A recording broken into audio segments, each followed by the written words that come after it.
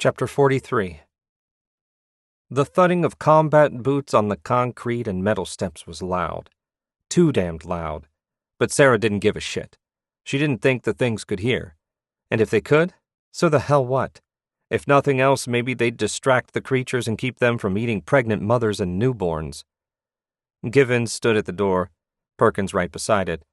On a silent, synchronized count, Givens opened the door and Perkins stepped partway through. The former soldier covered one side of the hall, and then the other. "Clear," he said in a muted, dead voice. Sarah and the rest of the team went through the door and into the main hallway. Givens shut the door behind them. They had come through a corner stairwell and the hall was empty. She tapped her radio. "Moore, you got some idea where we should head?" "Over." Pause. "Yes, Lieutenant. 2 things. You should go to the high-risk nursery. They have UV lights for treating jaundice. Don't know how portable you can make them, but that's your best bet. Based on what we saw on the cameras, I believe the entities are on the other side of the floor from you, but we cannot confirm. Over." Sarah looked at Givens. "Find me a map." He grinned and then pointed at a sign hanging on the wall. She followed his finger and wanted to kick herself. The words high-risk nursery glared back at her in bold, all-capital letters with an arrow pointing in one direction. The neonatal ICU was in the same direction. The mother and baby units were in the opposite direction. Givens was still grinning at her. She winked at him. "All right, men," she said in a low voice. "Alpha, Beta, I want you patrolling the maternity ward. Check the rooms. Do not split up. I want all 4 of you together and all 4 of you coming back in one piece. Understood?" The men said nothing, but nodded in reply. "Charlie," Schneck and Epp both raised their eyebrows, "you're coming with me to the nursery." The 2 men nodded in unison. "No hot-dogging, Givens. I'm serious." "Yes, boss," he drawled. "Go." Givens and Perkins began jogging at a fast pace down the hallway, Kilfoyle and Bradfish right behind them. Celie-Anne watched them disappear and then turned in the direction of the nursery. "Move." "Babies," Schneck said. "If those goddamn things can hear, those little bundles of joy might as well be ringing the dinner bell." "Fucking A," Epp said. "Shut it," Sarah growled. "Let's move." They jogged down the hall, Epp taking lead with Schneck covering the rear. Sarah's heart beat steady and slow, but that didn't mean the jitters weren't rattling her insides. Too many massive adrenaline dumps in the past few hours had left her shaky, and the image of O'Malley disappearing into that thing's mouth kept floating into her mind. She hadn't lost a soldier since her last tour, and she did now what she'd done then. Pushed it away. Except for the rage. That was something she could use. When the adrenal glands were too tired to help, when there were no endorphins to get her ass moving, the anger was enough to keep her going. They followed the signs and came to a hallway. Epp held up his hand and slowed to a stop.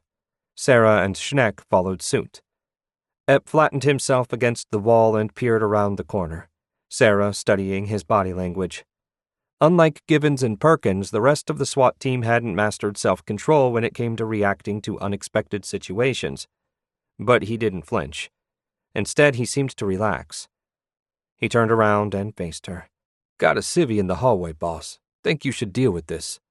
She pointed her weapon at the ground and moved until she had a sight line into the hall. A woman stood staring into the nursery. Her loose, blue terry cloth robe was gathered in folds around her no longer plump middle. The peaceful, proud, and loving look on her face would have been heart-stopping if not for the creeping, tingling feeling running up Sarah's back. Down the hallway, something was moving, and whatever it was, it sure as hell wasn't human. "Hey!" Sarah said quietly. The woman flinched and then turned to face her. When her eyes focused on Sarah's body armor and rifle, her mouth opened and she stumbled back a step. Sarah shook her head. "No, dear, come here, please." The woman took another step back. "Don't!" She didn't listen. The woman turned and ran. The thing down the hallway noticed her. Sarah watched in horror as the creature scuttled on multi-jointed legs much faster than she thought possible. The only saving grace was the fact it was smaller than the one that ate O'Malley. but considering they didn't have any goddamned weapons, that was cold comfort. Her adrenaline glands emptied the last of their load, leaving her veins thrumming with energy. She ran without thinking. She had to get her hands on the woman, drag her back away from that thing. But before she got more than a few steps, the woman saw the creature. She skidded as she tried to stop, her left slipper flying off her foot and down the hall. Then she slipped and hit the floor face first. "Cover!" Sarah yelled. It scrambled toward the woman, its talons clicking on the tile. She leaned down, grabbed one of the woman's legs, and pulled backward as fast and hard as she could. Epp appeared next to her and grabbed the other leg. A smear of blood stained the tile as they dragged her backward. Sarah didn't have time to wonder about that before Schneck's rifle opened up. The sound was deafening in the hall's close space. Instead of firing full auto, Schneck fired in 2 short bursts. Sarah was too busy trying to drag the woman around the corner to see if his attack had been successful, and she wasn't going to assume. "Take her, boss," Epp yelled. He dropped the woman's leg and raised his rifle. Sarah didn't argue. She continued dragging and fought the urge to look up when Epp's rifle joined the chorus. Finally, blessedly, she reached the corner and flung the woman around and out of harm's way. She peered back into the hallway, sweat dripping down her face. The creature in the hall had slowed, but it was still coming. Team Charlie had switched to single-shot mode. Each time the creature took a step, one of the men fired at its legs. The hard shell detonated beneath the metal round and disintegrated. The creature immediately grew a replacement limb, but at least it had slowed its pace. "Covering!" she yelled, flipped the selector into single-shot mode, and pointed down the hallway. While she took up the duties of breaking off the legs, Epp and Schneck dumped their mags and reloaded. "Boss! Alpha! What the hell is going on?" She didn't bother trying to talk over the sound of her rifle spitting steel-jacketed rounds into the thing still trying to walk.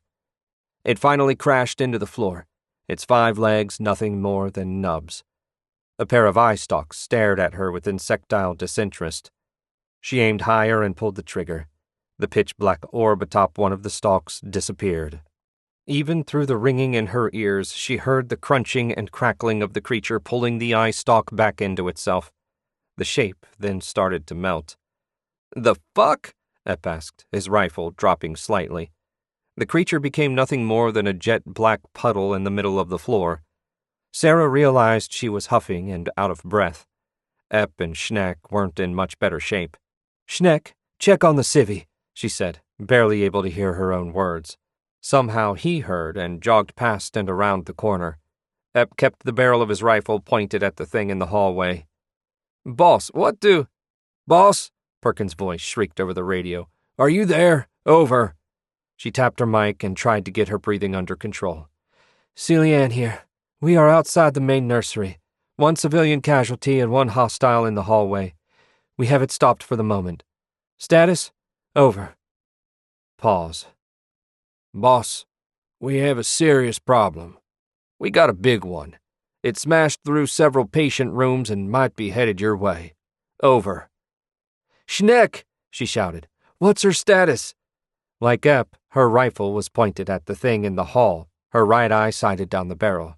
"No go, boss. I think she fractured her skull." Sarah felt something give inside her heart. They were here to save lives. That new mother had died, not because of an assailant, but because she'd been afraid of those willing to lay down their lives to protect her. The image of O'Malley being dissolved by that thing bounced in her mind again. She shook off the wave of depression, and her stomach burned as rage replaced it. She tapped her mic. "New strategy, boys. Shoot the legs. Shoot the tentacles.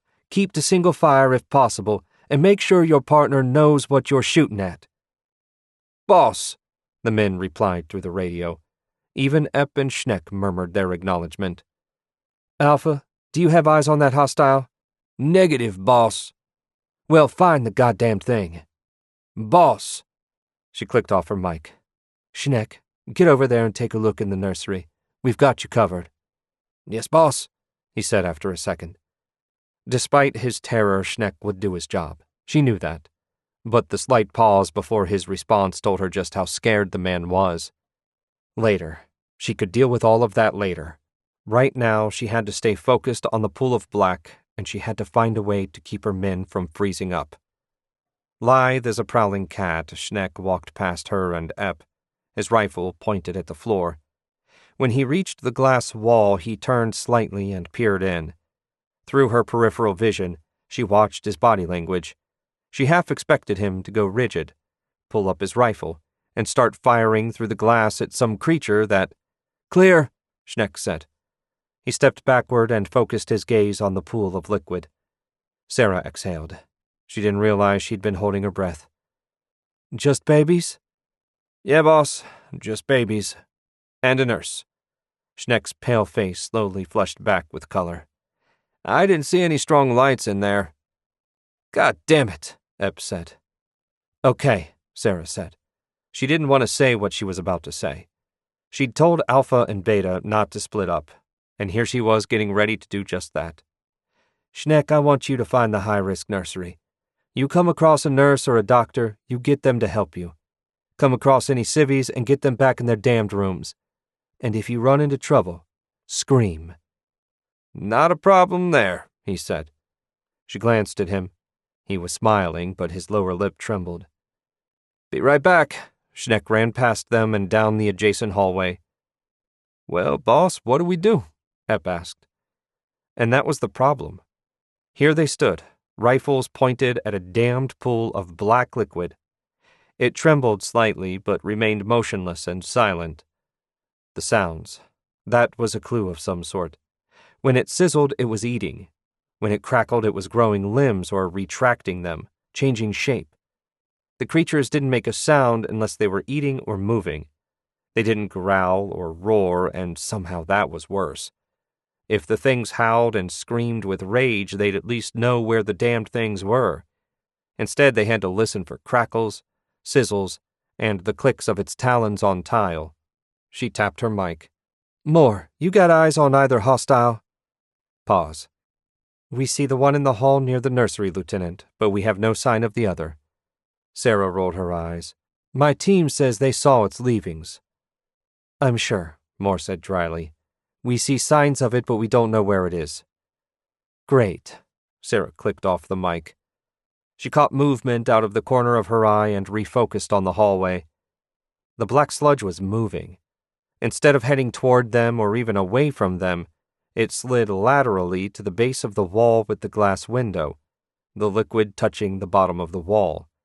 Paint and sheetrock sizzled as the thing consumed the matter. It seemed to grow before their eyes. "Boss?" "I see it," she said. Epp sounded terrified, but his rifle didn't waver. Hell, she was scared too, but as long as she was in charge, she couldn't let the men know. "If that thing grows legs, shoot them. If it grows another eye, kill that too." "Boss," Epp breathed in acknowledgement. They watched the wall slowly dissolve beneath the creature's assault. After a few seconds, it hit metal and glass. The liquid paused and then slowly crawled up the glass. A single eye stalk crackled out of its center, the black eye gazing into the nursery. "Fire," Sarah said. Epp squeezed the trigger once. A single hollow-point bullet flew from the end of the matte black rifle. The eye vaporized in a spray of coal-colored dust. The liquid shivered and then descended back to the floor. The pool stopped moving and quivering. "What's it doing?" Good question, she thought. Her nerves were on the verge of collapse. Too much adrenaline, too much stress, too much fear. But all of that departed as she gazed at the creature. What was it doing? Thinking. That idea did make her shiver, but it made sense. The creatures seemed to have enough rudimentary intelligence for hunting. That made them much more dangerous. It must have sensed food in the nursery, and it was trying to get into the room. She took a step back. "Epp, move back." Eyes still sighting down the rifle, Epp barely breathed. "Why, boss?" He took a step backward just the same. "Because it has to go through us to get to the nursery." Epp gulped. "Right." The creature's surface bubbled slightly and then shook. The crackling of kindling echoed in the hallway. The pool lifted an inch off the floor. Sarah stared in wonder as the pool shuffled to the opposite wall on invisible legs. "What the hell?" Epp asked. Then he got his answer. The black oil hit the wall and started upward. As it dragged itself, painted sheetrock dissolved beneath it. When it cleared the lower part of the wall, both she and Epp stared at exposed studs, sheetrock screws, and dangling cables. It continued moving up the wall until it reached the ceiling. "Trying to get away," she yelled. Epp cursed and fired another round at the thing. The bullet spat from his rifle and slammed into the creature dead center. It didn't even react. "Save your ammo," she said. "It's going into the ceiling." As if on cue, the creature blazed up the wall, the sound of its tiny, nearly invisible legs chittering like a typewriter. It reached the ceiling tile and flowed around the metal frame. A heartbeat later, the ceiling tile dropped to the floor, the material smoking. The creature was gone. Sarah tapped her mic. "Alpha, status, over." Pause. "Boss, we're still trying to find the creature. What's your situation? Where are you? Over." "Ours went into the ceiling, Alpha. We're still outside the nursery. Over." "We're still outside the nursery." "Oh, fuck," Sarah whispered. "Boss?" Epp asked. He tore his eyes from the hole in the ceiling and turned to face her. She barely noticed. Her nerves sizzled and her heart jumped from waltz to death metal. She put her arm on Epp's. "The nursery. It's going into the nursery." Epp cocked his head. A second later, his eyes widened. He turned and ran to the middle of the glass wall separating the hallway from the room beyond. Sarah followed. She stared into the room. 20 cribs with 20 crying or sleeping infants. A nurse sat in the corner of the room, a bundle of blankets in her arms. A ceiling tile dropped down and hit the floor right in front of the nurse. The woman looked up at the ceiling. "Run!" Sarah screamed to Epp. She pelted down the hallway until she met the next intersection. She flicked her eyes at the signs without slowing down. An arrow pointed for Nurse's Station, which had to be the entrance to the nursery. Just had to be.